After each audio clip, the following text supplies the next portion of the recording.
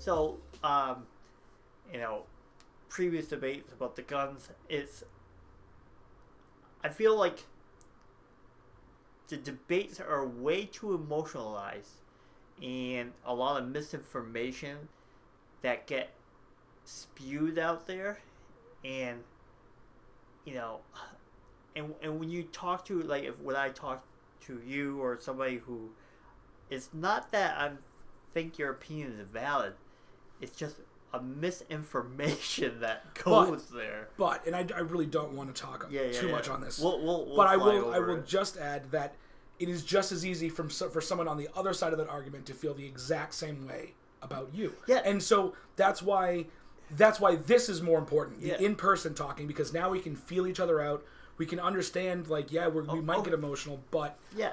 It's just like we do need to come to a consensus, and the only way to do that is to hash it out. Okay, but the hashing out part, this is where you have to dice it up really well, because if we could take any argument, like whatever argument.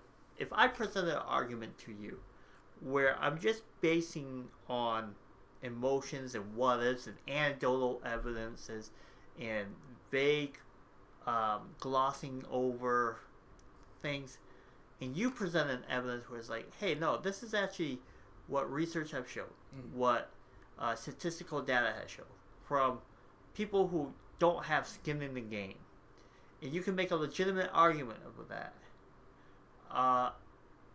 My argument based on opinion and emotion is invalid though already, because it does not represent the reality that you are presenting. But it doesn't make you wrong to feel that in the moment, because you might still have more to learn, but right? So are we selling? Are we doing policy here? Are we trying to figure? Now, you're absolutely right. I can still have that opinion, or you can still have that opinion, and be entitled to it. But it does not mean your opinion is correct. You know what I mean? Well, right, and that's the thing about opinions, is no opinion should be seen as concretely true, because that's just not. It's all based on a person's individual feelings toward a thing. So if we say,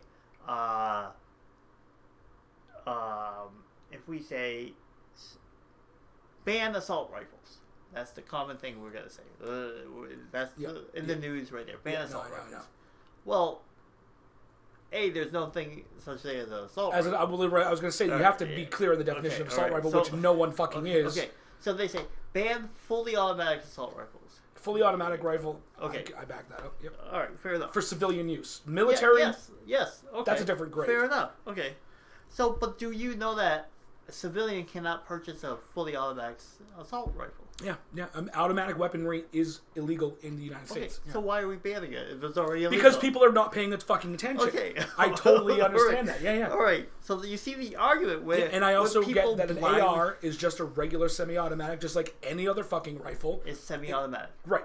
So you got a clip with X amount of bullets in that clip. Yeah. You pull the trigger, you click the button, and you get a bullet. Yes. That's semi-automatic. I get it. Assault rifle, as far as I'm understanding, is a rate selection switch. You can switch it from back and forth. There might be a pistol grip or something. I don't know about the grips. I just know that, as far as I understand, rate selection is part of it. As long as you hold that thing down, it will fire. Instant. Yeah, right. It's continuous. Right? Even though some guys who are really quick with the trigger finger can mimic. Of course. Oh, right. Or the bump stock would be. All right. So, when I'm hearing people who are saying, we gotta, you see this on CNN all the time. I know. They put a shotgun. Dude, that pissed me off. Okay. That really irritated. It's clearly a... All right, so you're turning the shoulder here. So you're turning the shoulder, because to be honest, I don't think 6 months ago or a year ago you may not have. See, now this is where we need to stop, because this is the bad side of social media. Okay. Because I can sit there for hours and try and clearly, concisely spill my side of the story, in my opinion, and because we don't have this eye to eye. It's easy, and it just is as easy for me to say, oh, he's still in his camp, and he's not even willing to step an inch toward me. Yeah. In person, it's way harder to get away with it.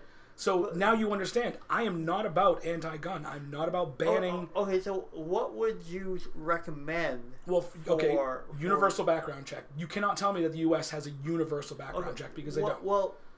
Federal universal background check would be a start. So they do. No, they don't. Okay, so have you ever been? Why am I hearing on outlet after outlet that there is no universal federal background check? I can explain that. Go ahead. Okay. When you go for a background check, it's federal first and foremost. So we already established it's federal. Yes. Yep. Now the key word here is universal. Okay. The problem is that federal bureaus do not talk to each other. I know that's okay. So now we have the federal government, the ATF and the FBI, who does the. I'm pretty sure it was the ATF, or the Department of Homeland Security, who does the background check. These are the people who are in charge of the regulation of firearms. Okay, they are already doing their part. Now, if you had a criminal record, you went to buy a gun. Any felony at all, yeah, you're denied. Okay, so it does work. Okay, now here's the problem where it doesn't work. It can work. Okay, here's the problem where, well, 9 times out of 10 it will work. You have a system that large, you're always going to have failures. Yeah, but you know how many officers are on the force right now with domestic abuse? Then they get to carry a weapon every day? That's a different argument. I agree. Yeah, but that's after the fact. I do agree. They get their guns before, and then they become an officer, and they become a piece of shit. Then they beat their wives, and they get to continue. But now, okay, the mental health issue, right? That's the thing, because the Department of Mental Health does not talk to the FBI sometimes. Okay, right. So that's the universal thing. Yeah, okay? Yeah, right. Yeah. So now here's from a gun owner's standpoint. What determines Joshua having mental health? Now, this is a principal question. Do you want the federal government, somebody who does not know you, telling you as a person that you will be stripped of your Second Amendment right now of your amendment? Let's not even take the Second Amendment, of your amendments, because it's part of your Bill of Rights. All right. Well, they are only, but I would rather say that they are specifically only taking away my second. No. This is a principal question here. Are you okay with having any amendment stripped from me based on? So yes, a definition that is not very wishy-washy here. Correct. So for me personally, based on knowing what no, we're saying national policy now. I can't speak nationally. Now this is the hard part here. Right. So I will speak for myself. I will say that in my own personal case, now I'm not anti-gun. At some point in my life, maybe a couple years ago, I was actually actively mentally thinking about going for my LTC. So I do understand and appreciate the need or want to be able to protect yourself and your property. I get that. But now, in this moment in my life, am I okay that I most likely wouldn't pass because I have major depression, PTSD, OCD, and anxiety? Yeah. Am I okay that I legally cannot have a gun? Yeah. Okay. I am okay because I would use that gun either on myself, and I'm not even bullshitting. I would eventually find a reason to use that gun. Okay. And I'm not a violent person, so I doubt it would be against others, but I could easily see myself walking into the woods and eating a bullet. And because I had that access, it is such an easy off switch. So if someone in my position, yeah, I think it's perfectly acceptable that I'm not allowed to have a gun. Fair enough. Totally accept that, right? So you're taking the precaution of the easy access. As long as you have no access, you can't, Right. That's a logical explanation.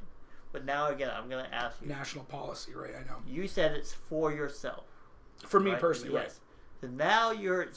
But then, then are you saying that, okay, so we'll pick a perfect case. A guy, he's, as a child, he had antisocial behavior, he killed small animals.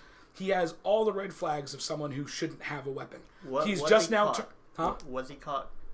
Yeah, he's on the record. Does he have a mental... He's got a psychiatrist. The psychiatrist says he has these issues. Okay, then so he then should be denied. Yes.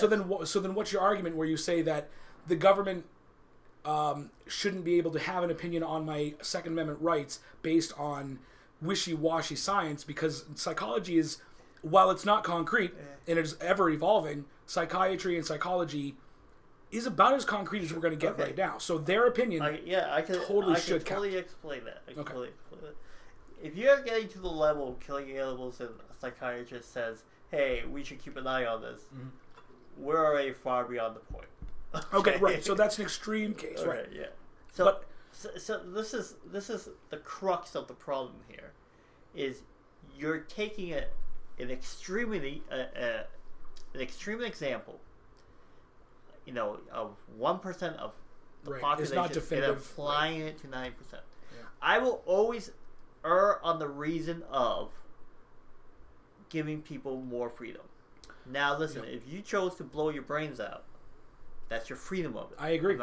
Right. I agree. So, I can't logically tell people for me saying, no, you should, just like a government should not tell you can't plant a marijuana plant. Same thing as a tomato plant, right? I'm anti-marijuana. I don't think the government should ever tell you what to do. Right. As long as you are not hurting a person. I agree. So now the question is like, oh, well, they have access to these high-powered weaponry, which they're all high-powered.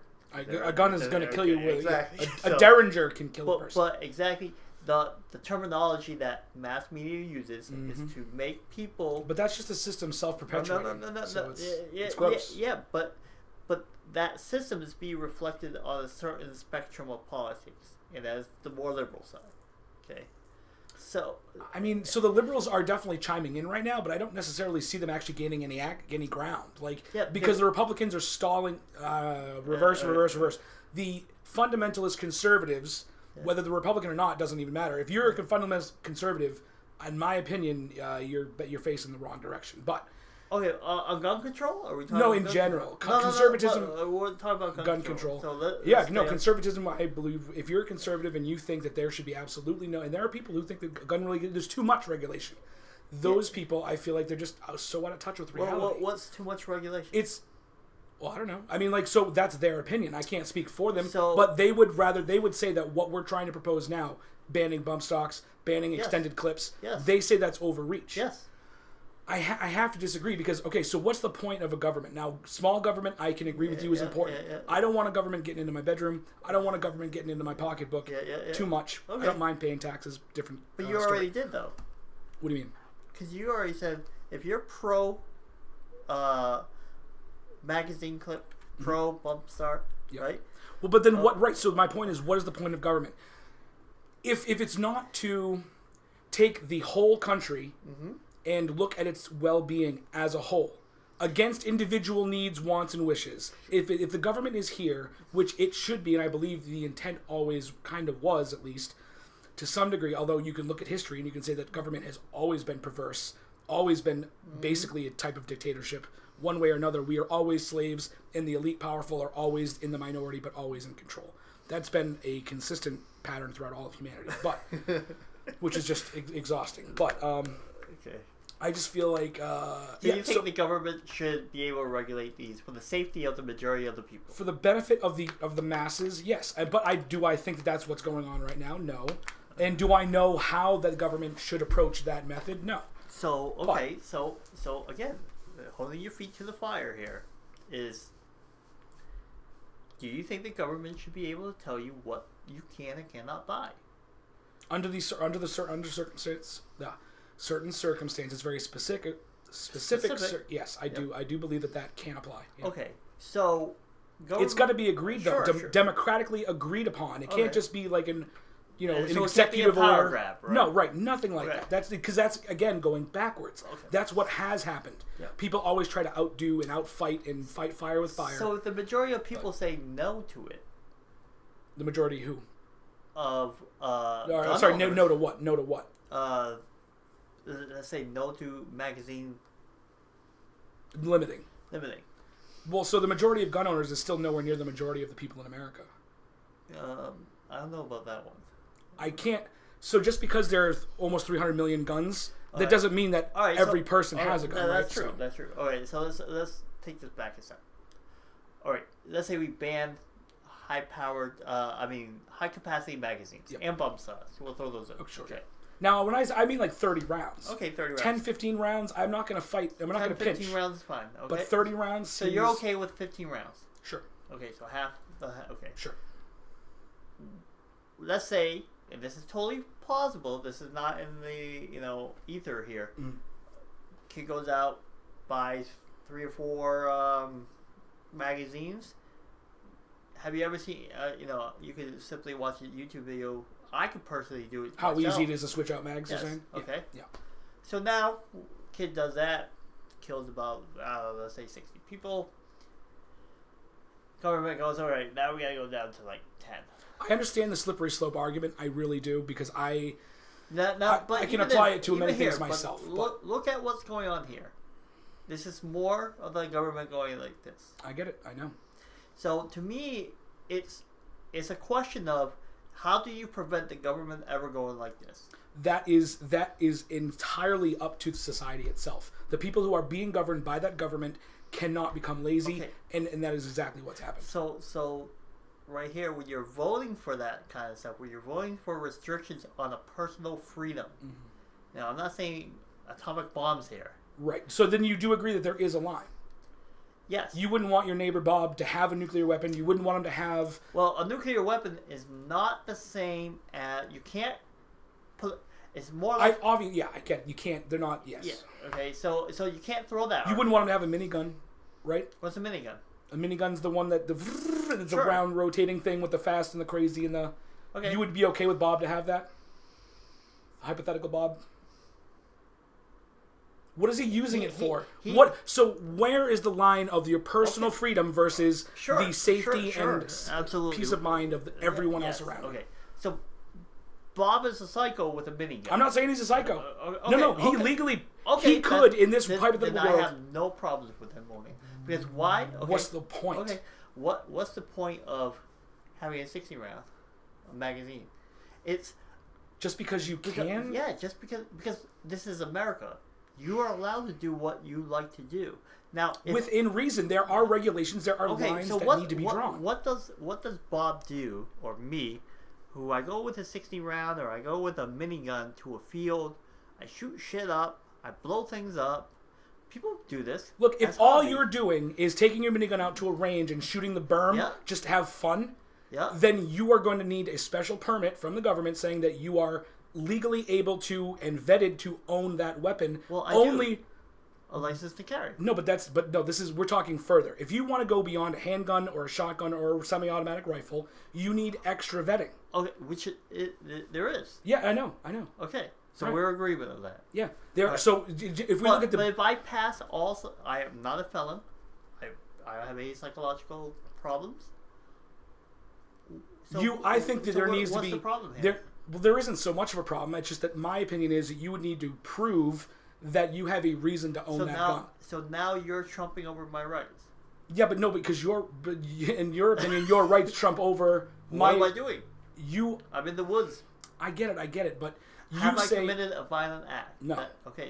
So now you can't go to hypotheticals here. The whole thing is hypothetical. Because the reality is... If I really wanted to, I could apply for a machine gun license. Do you think you're going to get it? Logically, there should be no reason why. And if they did deny me, this is the great thing about the country. You would sue them? You could sue, and yes. I'm not disagreeing, I'm just chuckling because litigation in this country is already ridiculous. No, it's actually a good thing. You don't do this in other countries where I don't think people understand this.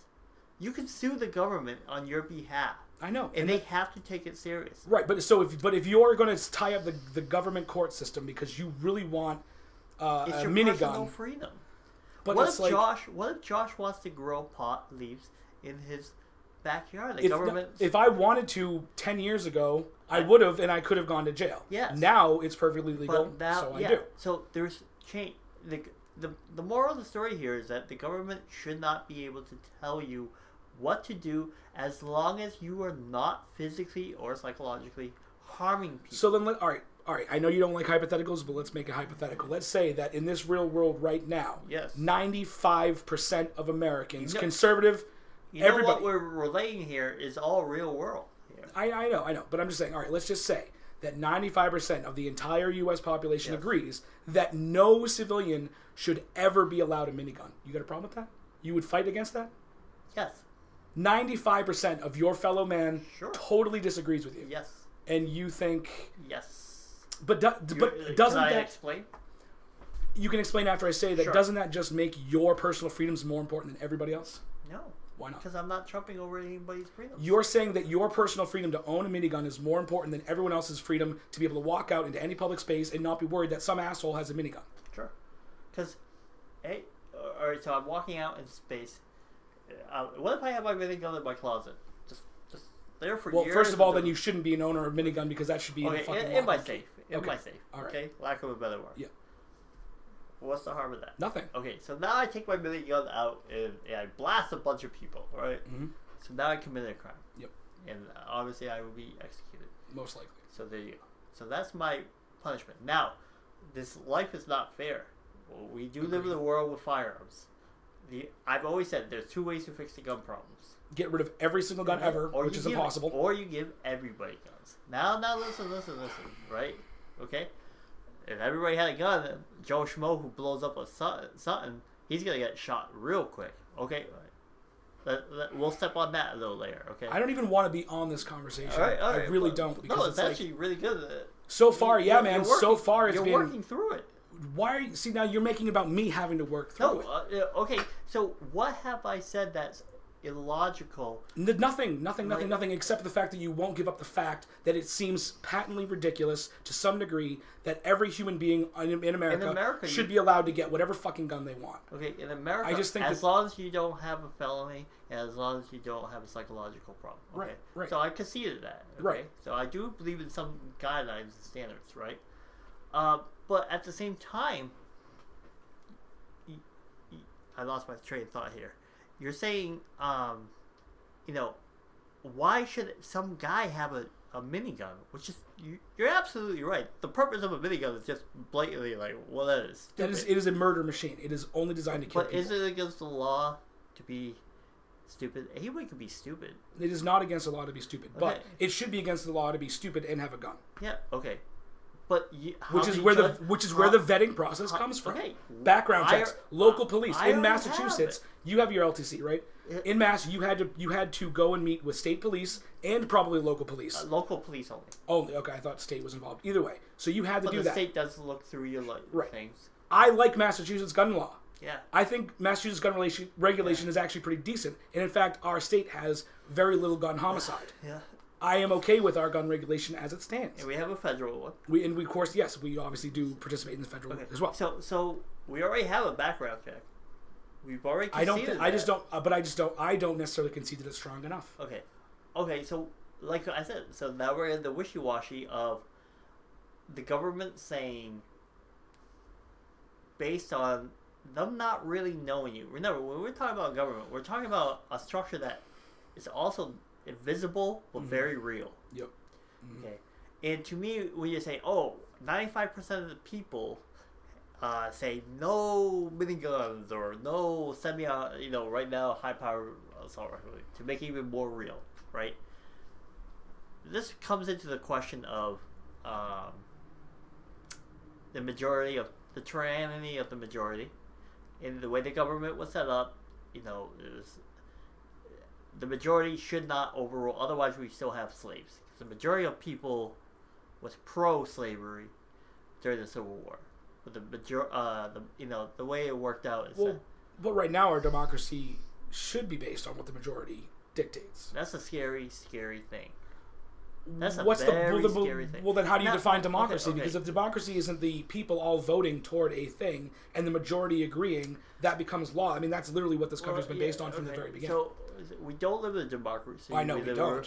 No, we live in a republic. We live in a corporatocracy. Okay, I would grant you that too as well. Okay, but your vote gets sent into it it's like percentages here, or okay. Yeah. One vote does not equal one vote. Yeah. Okay, but the problem is, let's say we all go to your example of one vote, one.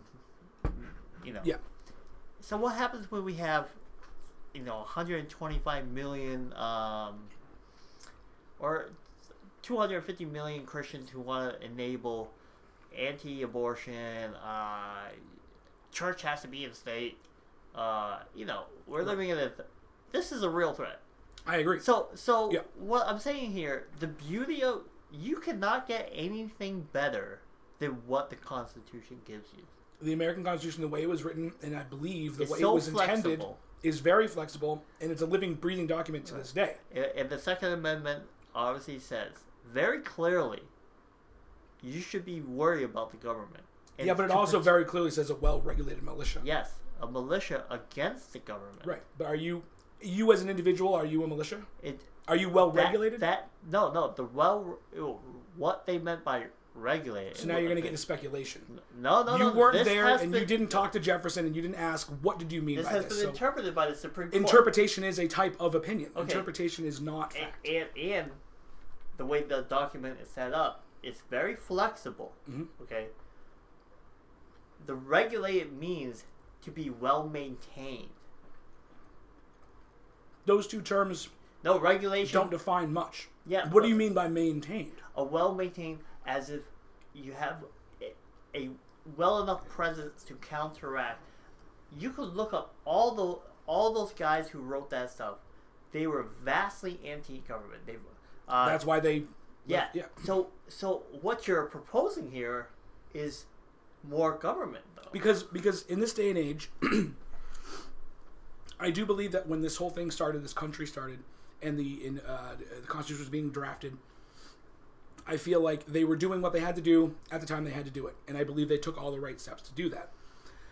We are now over 250 years, or almost 300 years past that point. So we know, and I'm not going to get too much into how technology changes, because we know that it does, but more importantly, society changes. All of our individual needs have vastly changed from having to worry about going out and cutting wood, or now, should I go to Walmart in my pants or PJs? So we've got different priorities and different needs. So I believe as a society we should be evolving with that. Like, whether that's ever going to happen or not, I don't know. No, you're absolutely right. So then you're saying though that the way that it was established is the way that it should be. I'm saying we need to evolve our thought process and say, look, originally our forefathers said a well-regulated militia, but nowadays we don't even fucking really have militias, so we should redefine what it means to be a gun owner. Well, we do have militias also. Okay. Yes. All right. You are not a militia, but you are a gun owner. Yes. So you should understand. So you should agree that there should be a redefinition somewhere. Because you were saying everything about the chopping wood. Things have changed, right? Yes. The way to the means has changed, or the means to the end has changed. Yes. But the end has not.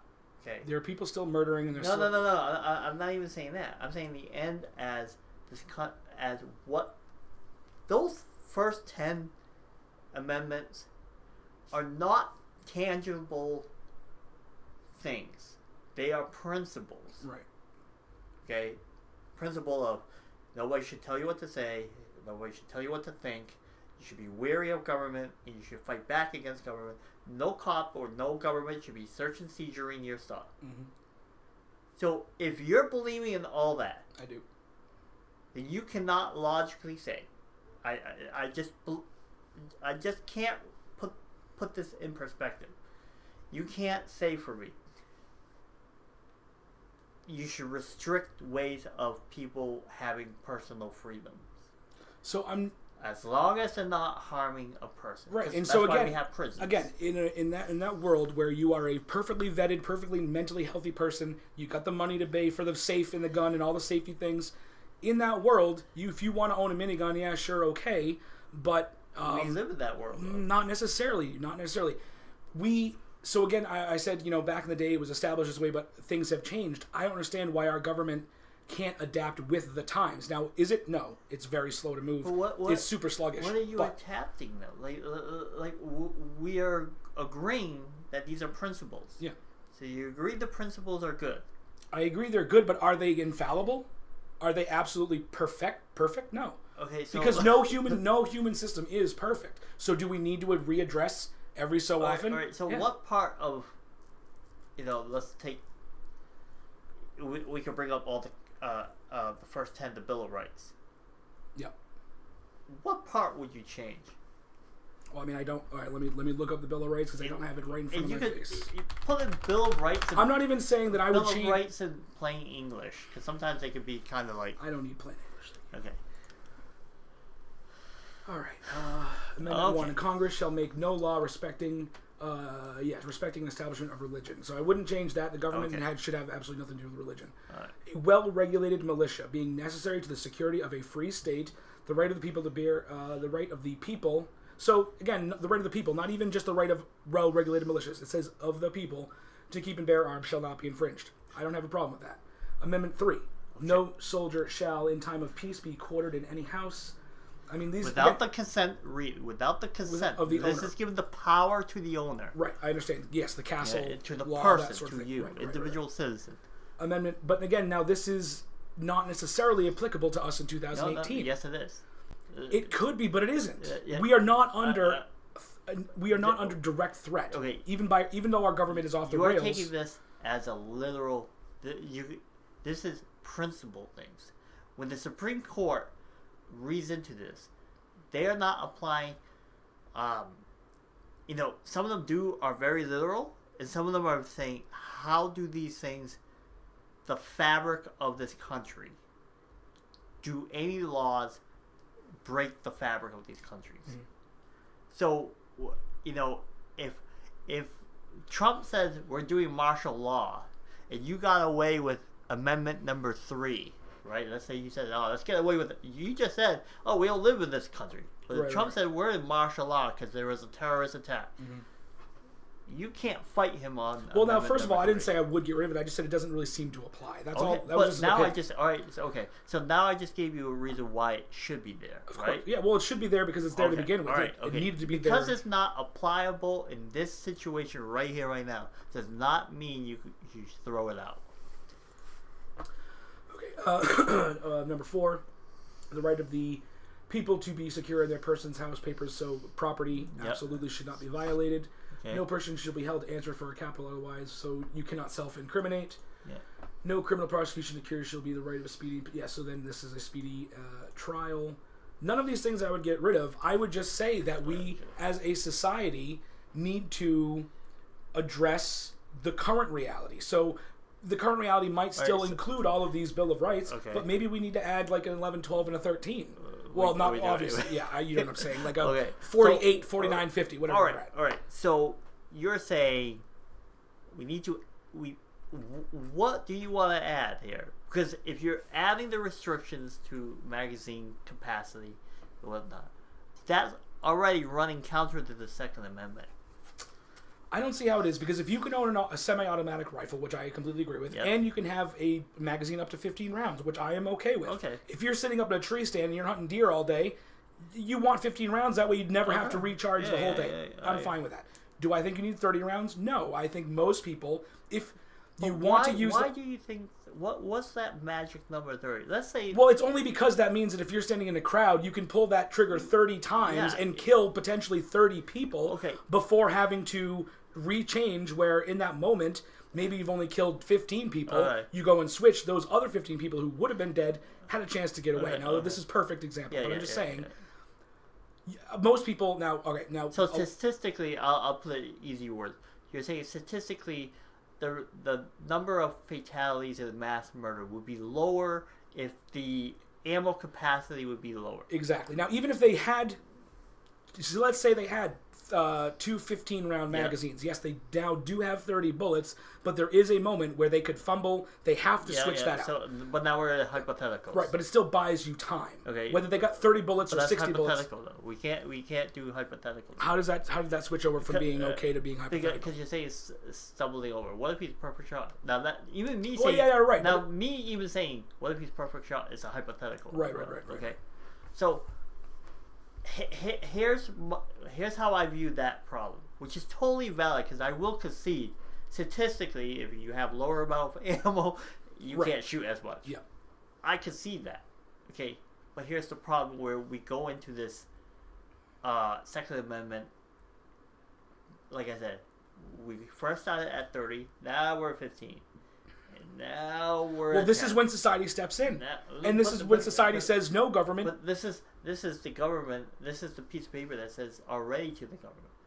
You don't ever want to say to the government, no government, before it's too late. You never want that government to even start to touch your stuff. Which is why we need to be actively on top of that. We already This is the conversation. No, we're not. This is the conversation we're having right now. So, the gun conversation that we're having, which again, man, I really can't explain how much I think you're doing great. I am still really, whatever. But what? Because what draws your error? Is it the people who represent the gun companies, like the manufacturers are absolutely deplorable. Yeah, the gun manufacturers. Oh, what do you? And I see. This is why, because this is going to get us into capitalism, and I know that you and I disagree. Okay. This is not somewhere I want to be. Okay. I'm really on edge and I'm really anxious. All right. You want to go into? Let's go Trumps and nukes. I have a question.